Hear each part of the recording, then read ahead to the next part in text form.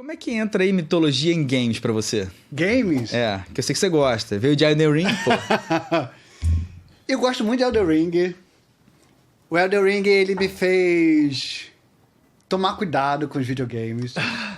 Que não me ouçam lá na UERJ, mas aconteceu uma coisa que nunca aconteceu na minha vida. Eu peguei o Elden Ring assim que saiu.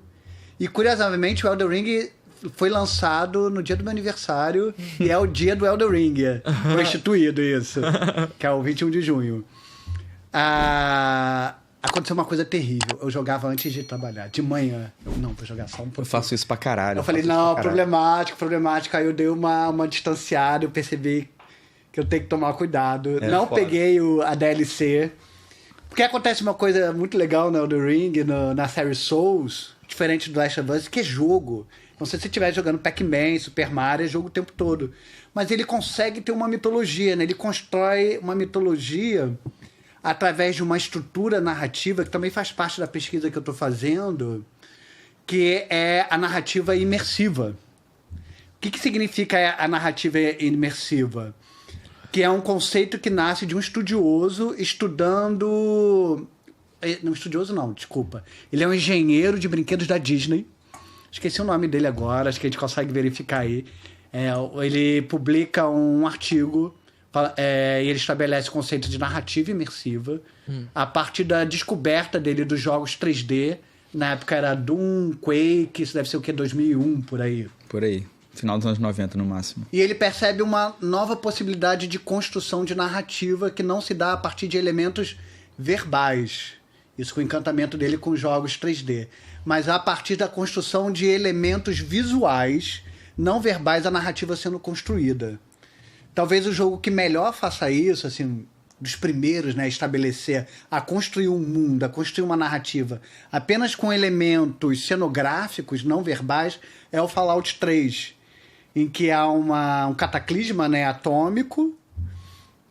O personagem principal, o jogador, ele tá numa espécie de bunker.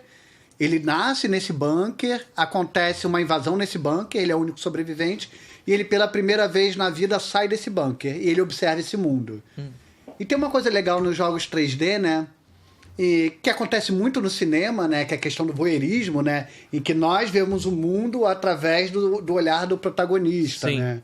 Uma coisa meio aquele filme do Al Pacino, o Cruising. O Cruising, Parceiros da Noite, em que ele faz aquela jornada, né, pela noite BDSM. E o nosso olho é o olho do Al Pacino, né? E ele com aquele olhar espantado, tentando entender e decodificar o que está acontecendo, né? Sim.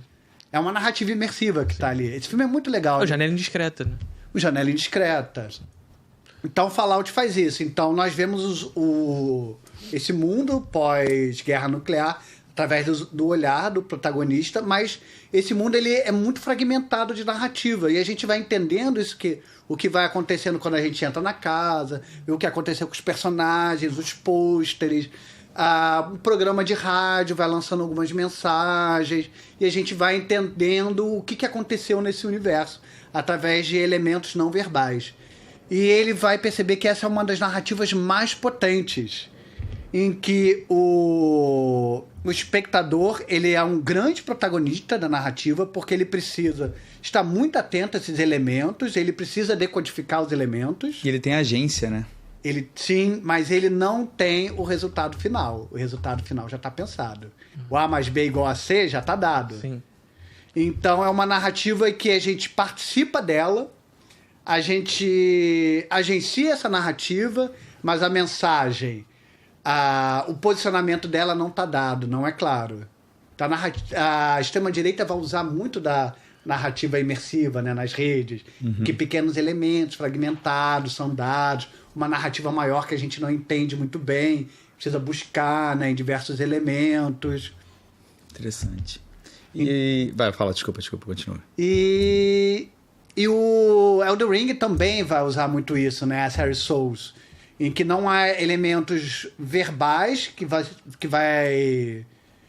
vai ser dado, né, ao espectador, que vai construir a narrativa, mas ele é dado pelo cenário, por um objeto encontrado, pela geografia do mundo que é construída, pela própria roupa dos personagens, pela jornada, né, do do personagem por esse mundo. Tem uma parada muito de conquista e superação no jogo também, né? Eu nunca joguei o Elden Ring, mas é muito... Você morre 500 vezes até você aprender a passar por aquele estágio, sabe? Isso. Ô, Diogo, uma perguntinha. Alguns jogos, como... pega, por exemplo, tem um chamado Prey e o próprio BioShock. Eles são esses jogos que contam a narrativa de acordo com o cenário e com o que está em volta, mais do que uma historinha clássica, né? Então, esses immersive sims que eles chamam, né? Que é simulador de imersão, né? Isso. Tem vários jogos excelentes. É o meu favorito, para ser sincero. O BioShock é um grande exemplo dessa narrativa imersiva. Que é diferente do Resident Evil, né? Ele tá sempre te dando elementos verbais. Você encontra bilhetinhos, vão contando as histórias. Sempre aparece um personagem que resume a história. BioShock não, é pela jornada do herói. Você vai encontrando eventualmente alguns logs ali para tentar encontrar a história, mas se você perder esses logs, você não sabe de nada que está acontecendo. Sim. E é muito dito pelo cenário e pelos poderes e os inimigos em si. Eu acho fantástico.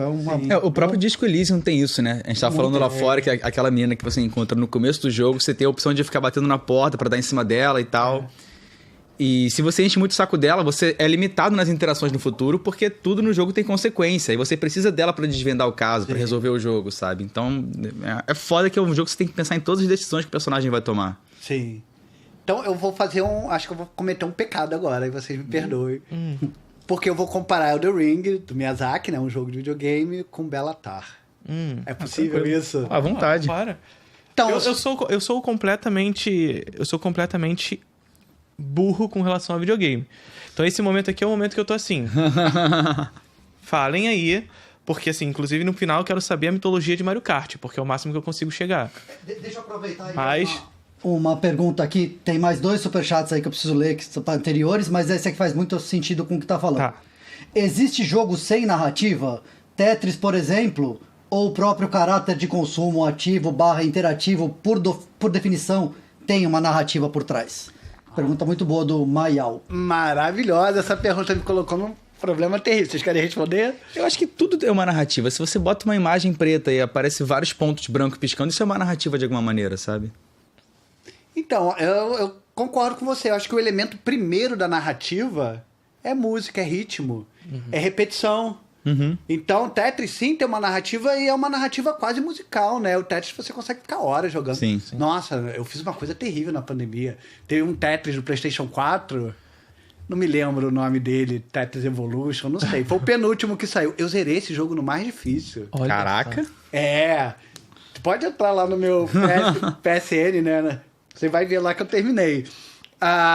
E a narrativa ela é construída através dos elementos mais básicos, né? Dos elementos primeiros, que são os elementos musicais, né? De repetição de símbolos, signos, através de elementos rítmicos, né? Que é aquilo que estrutura a música, e a música é narrativa. A música, ela constrói uma história, ela vai de um ponto até outro, ela nos envolve, ela nos entristece. Ela produz culpa também, né? A música é capaz de fazer isso. Produz horror, né? Você toca um dó, tem um sentimento. Você toca um dó com sétima, já é um negócio, tipo, você consegue imaginar um cenário totalmente diferente, sabe? Bota um acorde diminuto, tipo... Sim. Eu tenho essa coisa polêmica pra falar do Bellatar, Vamos embora. mas eu tenho outra questão polêmica sobre o Guerra nas Estrelas. Eu acho que ninguém gosta do Guerra nas Estrelas. Eu acho que é um filme insuportável, muito ruim. E que, na verdade, o que a gente gosta é da música. Como o ET. O ET é a mesma coisa. Pode ser.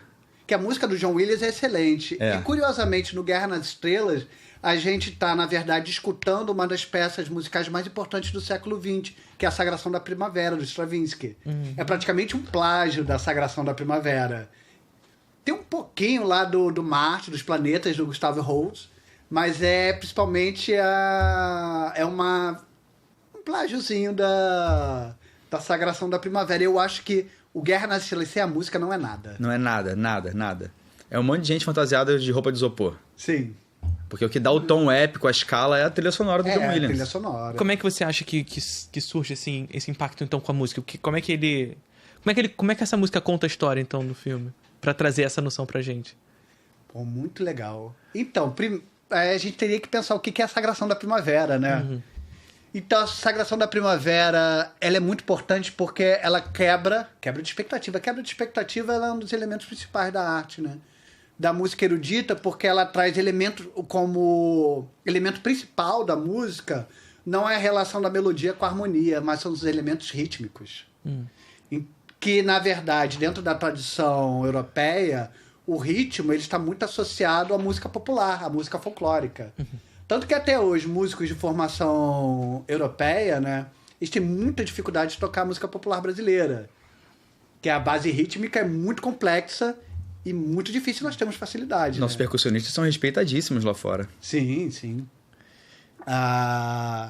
Então ele vai trazer essa experiência pro cinema, da progressão rítmica, conduzindo a narrativa. Acho que esse primeiro elemento que vai trazer a música do Guerra nas Estrelas. Como o Tetris, né? A gente voltou ao Tetris, a questão do ritmo.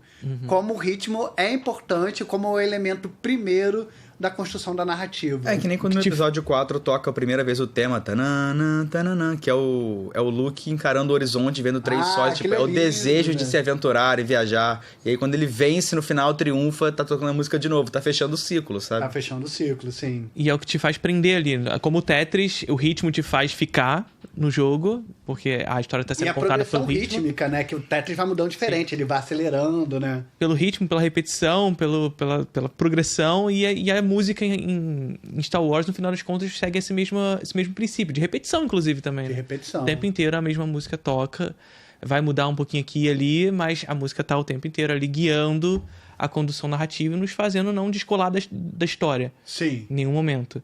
O John Williams, ele é conhecido de alguma maneira por esse cara que vai pegar a gente e não deixar a gente escapar, né? Até por essa música que vai para tons mais elevados, sim. Né? E o ET é praticamente um filme mudo, né? São pouquíssimas linhas de diálogo. O ET é um filme legalzinho, vale a pena ver. Eu não curto tanto. Também não. Mas é um filme que oferece um olhar infantil. Um olhar infantil, um olhar inocente, e ele deixa isso claro. Que é o que o Spielberg faz melhor, inclusive. Sim, sim. E ele é todo construído em torno da música mesmo. E os diálogos, eles são inexistentes e completamente desimportantes. Porque as crianças falam coisas muito primárias, né? Não há nenhum drama, nenhuma trama sendo construída ali dentro dos diálogos. Os diálogos são praticamente inexistentes. O que conduz o filme é a música. Perfeito. E o do Belatar? O Belatar. Satan Tango. Os elementos verbais do Satan Tango, do Belatar, são praticamente inexistentes. A gente pode tirar os diálogos. Sim. Toda a construção narrativa do filme se dá através do quê? Dos elementos simbólicos. A abertura do filme, né? Impressionante, né? Das vacas saindo, né? O do Cavalo de Turim, de alguma maneira, também é a mesma coisa. É o cavalo. E os elementos verbais também inúteis pra construção. Inúteis. Eles não constroem narrativa. Sim. A cena do gato, da menina com gato, né? Em que ela vai torturando o gato, é uma cena terrível. E é uma cena longa que não acaba nunca. A menina vai torturando o gato, e o que acontece o quê? Aquilo que a gente já esperava que fosse acontecer. O gato morre. E a menina vai carregando aquele corpo do gato pela estrada, ela deita embaixo de uma árvore e ela também morre. E toda essa narrativa, né, de uma Europa Oriental fragmentada, pós-queda da União Soviética, esse mundo sem esperança, sem utopia... esse tango, né, de Satã, né, que está sendo dançado ali, dessa quebra de toda esperança, quebra de todo horizonte. Como é construída essa narrativa? Apenas através de elementos simbólicos, visuais, que vão sendo apresentados, né, durante o filme. Ela não é construída através de elementos verbais, como na série Souls, como no Elden Ring.